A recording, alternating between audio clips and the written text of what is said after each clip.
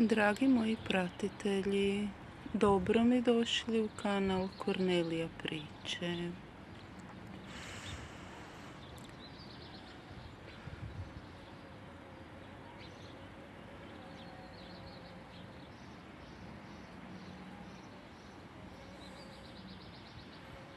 Dragi brate, podržavam te u svakoj tvojoj odluci.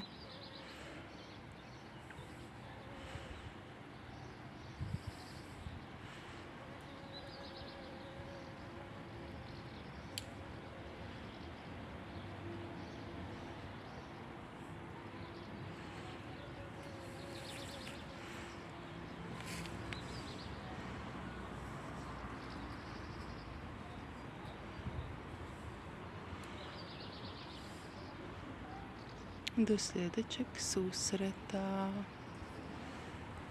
Bog.